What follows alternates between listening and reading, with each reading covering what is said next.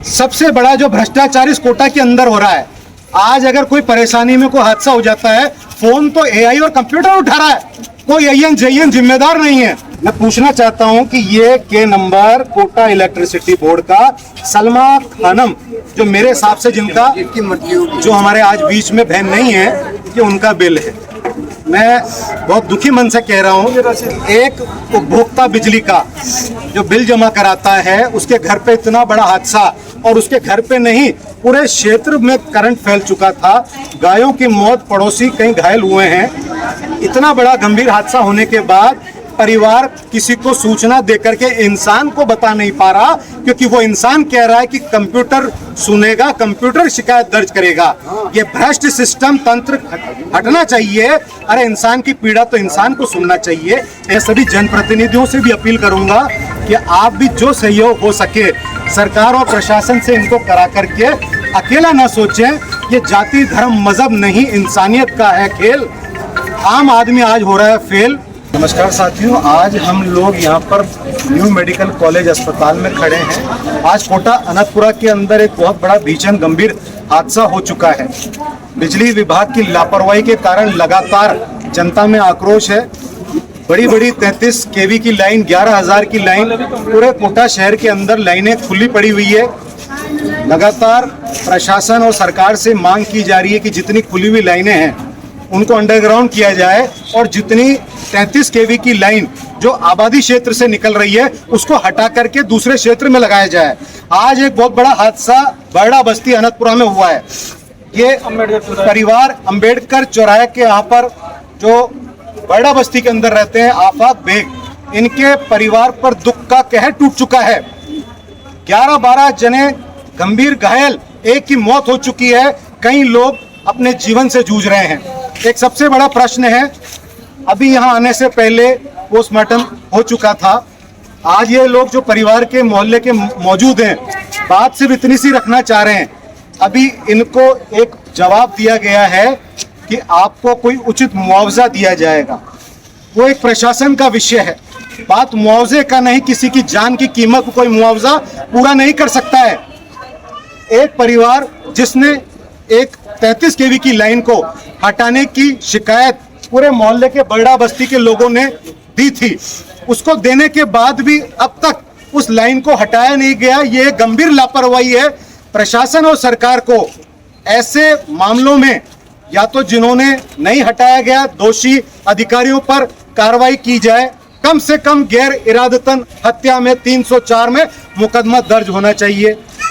दूसरा, जो आज ये परिवार अपना गरीबी के अंदर स्वाभिमान से अगर अपने टापरी बनाकर रह रहे हैं, तो इनका कोई गुनाह नहीं है। उसका स्वाभिमान है कि वो गलत करके नहीं, अपने स्वाभिमान से अपने परिवार को टीन छप्पर के नीचे चला रहा है। जब इस परिवार को केडीएल बिजली कंपनी ने कनेक्शन दे रखा है, अगला परिवार टैक्स देकर के भी बिजली का बिल भरता है, और शिकायत करने के बाद भी 33 केवी की लाइन को नहीं हटाता है, और आज ये कह दिया जाता है कि आपका मकान गलत जगह पर था। अगर मकान गलत जगह पर था, 15-20 हजार लोग उस क्षेत्र में रहते हैं। प्रशासन और सरकार की निगाह से आज वहां पर सड़कें बन रही हैं, लोगों के वोट लिए जाते हैं, लेकिन जब किसी पर मुसीबत आ जाए तो उनको देखा क्यों नहीं जाता है। जांच में कोई लीपापोती जो सभी के सामने तय हुआ है, अगर की गई तो कोटा की जनता आफाक बेग परिवार के साथ कंधे से कंधा मिलाकर साथ खड़ी है। यह परिवार अकेला नहीं है।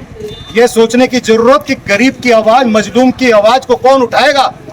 इस गरीब की आवाज को दबा दिया जाएगा तो इसको स्पष्ट रूप से है कि जनता को हिम्मत देने वाले और गरीब जनता की आवाज उठाने वाला ये पूरा कोटा शहर सोया नहीं है, जागा हुआ है। 2 गायों की, जिस गायों को हम धर्म का प्रतीक बताते हैं, उनकी मौत इस बिजली के तार गिरने से हो जाती है। आज इतनी महिलाएं, छोटे छोटे मासूम बच्चे घायल हो जाते हैं।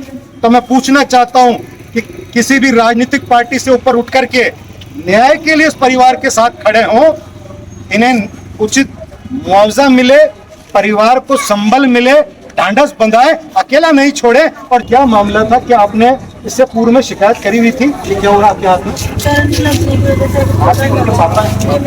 ये महिला जो इनकी बहन है, इनके पिताजी हैं, सब घायल हैं, लेकिन मन में पीड़ा है, व्यथा है बच्चे भी घायल हुए, वो अंदर मेरे बच्चे छोटे छोटे बच्चे दो मेरी बहन के, दो मेरे। तो सबसे पहले ये हादसा हुआ तो आपने किसको सूचना दी? पहले तो हमने लाइट विभाग को फोन किया, तो लाइट विभाग वालों ने ना तो ऑनलाइन कंप्लेन दर्ज होती है ना, वही हुई। फिर उसके बाद में हमने 100 नंबर पे फोन करा के पुलिस वाले हमारी क्या मदद करेंगे। लाइट विभाग को सूचना देने पर किसी व्यक्ति ने फोन उठाया या कंपनी पे फोन करना पड़ा? कंपनी पे फोन करना पड़ा। सबसे बड़ा जो भ्रष्टाचार इस कोटा के अंदर हो रहा है, आज अगर कोई परेशानी में कोई हादसा हो जाता है, फोन तो एआई और कंप्यूटर उठा रहा है, कोई एएन जेईएन जिम्मेदार नहीं है। अगर कोई शिकायत करना चाहे तो क्या कहा जाता है, टोल फ्री नंबर पे फोन करें। एम्बुलेंस नहीं आई, 108 पे फोन लगा, आधे घंटे तक एम्बुलेंस नहीं आई सर। कंप्यूटर क्या बोला? कंप्यूटर तो यही बोला आपकी शिकायत दर्ज करनी चाहिए, कार्रवाई करनी है। तो कंप्यूटर ने उठाया। हाँ, ये एक बहन है, ये इंसान जिंदा है, ये कंप्यूटर नहीं है। इनके साथ होने वाली समस्या को कंप्यूटर सुन रहा है। इंसान क्यों शर्मिंदा है? सरकारी कर्मचारियों को तो बाहर डाल रखा है, प्राइवेट कर्मचारियों को ठेका देकर कर्मचारी रख करके धोखा दे रखा है। आज इतनी बड़ी तार का फॉल्ट होने के बाद जब केडीएल बिजली कंपनी इस परिवार से बिजली का बिल ले रहा है, आप बिल भरते हो? अवैध तो नहीं भरते ना? बिजली अवैध चलाते तो नहीं हो ना? बिल भरते हैं। 108 सरकार की जो व्यवस्था है वो गाड़ी ना आ पाई, जिनको बचाना था मोहल्ले के लोग दौड़ करके मोटरसाइकिलों पर परिवारों को लेकर के आए हैं। सब मोटरसाइकिलों पे आए सर। बहुत शर्म की बात है, ना 108 आ पाई। केडीएल बिजली कंपनी पर टोल फ्री नंबर पर शिकायत दर्ज करने के बाद कोई सुनवाई नहीं हो पाई। बड़ी मुश्किल से काफी देर बाद में लाइनें बंद की गई और ये परिवार आज आए। मैं सबसे चाहूंगा कि आप लोग इनके साथ दें, इन्हें अकेला ना छोड़ें। अभी इनको प्रशासन ने आश्वस्त किया है कि हम जो भी उचित मुआवजा होगा वो दिलाने का प्रयास करेंगे।